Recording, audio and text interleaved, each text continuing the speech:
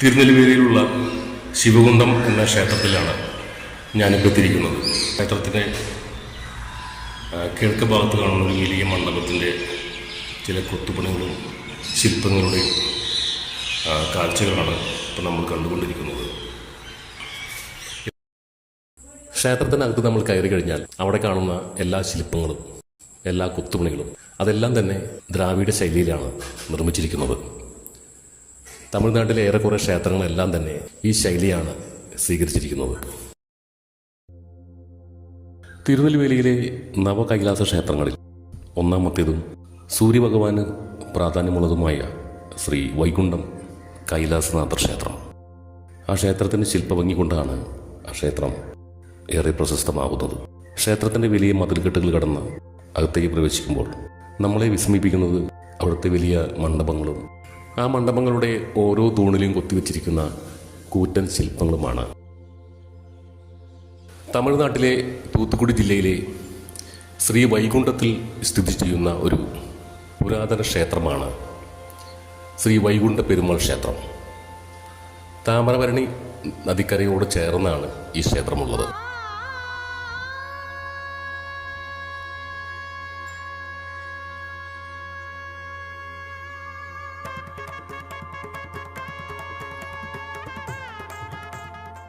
ഭഗവാൻ വിഷ്ണുവിൻ്റെ 108 ദിവ്യദേശങ്ങളിൽ ഒന്നായ ഈ ക്ഷേത്രം നവതിരുപ്പതി ക്ഷേത്രങ്ങളിൽ ആദ്യത്തേതാണ്.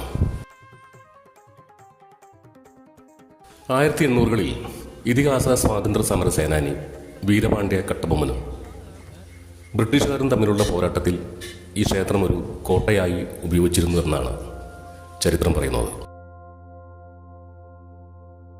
സൂര്യദേവനുമായി ബന്ധപ്പെട്ട ഒരു അതിശയം എല്ലാ വർഷവും ഏപ്രിൽ മെയ് മാസങ്ങളിൽ ഈ ക്ഷേത്രത്തിൽ നടക്കാറുണ്ട്. ഈ മാസങ്ങളിൽ സൂര്യരശ്മികൾ ഭഗവാന്റെ വിഗ്രഹത്തിൽ നേരിട്ട് പതിക്കുന്നു എന്നത് തന്നെ ഈ ക്ഷേത്രത്തിൻ്റെ വലിയൊരു പ്രത്യേകത തന്നെയാണ്.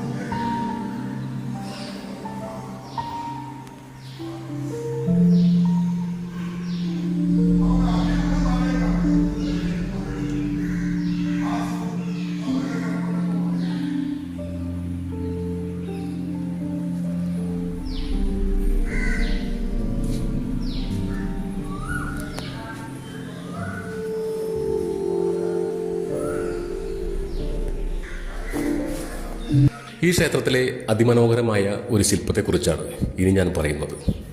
വളരെ മനോഹരമായി നിർമ്മിച്ച ഈ ശില്പങ്ങളിൽ കാണുന്നൊരു ബാഗിനെ കുറിച്ചാണ്. തമിഴ്നാട്ടിലെയും കർണാടകയിലെയും പ്രായം ചെന്ന അമ്മമാർ അവർ ജോലിക്ക് പോകുന്ന സമയത്ത് അവരുടെ ഭക്ഷണവും വെള്ളവും എല്ലാം കൊണ്ടുപോകാൻ വേണ്ടി പ്ലാസ്റ്റിക് വയറുകൾ കൊണ്ട് നിർമ്മിച്ചൊരു ബാഗാണ് എനിക്ക് ഓർമ്മ വരുന്നത്. അതുപോലത്തെ ഒരു ബാഗാണ് ഇപ്പോൾ നമ്മൾ ഈ ശില്പത്തിൽ കാണുന്നത്. ആ ശില്പങ്ങളിൽ കാണുന്ന ബാഗിൻ്റെ ഓരോ ഇഴയും കൃത്യമായി കാണുന്ന രീതിയിലാണ് അത് കൊത്തിവെച്ചിരിക്കുന്നത്.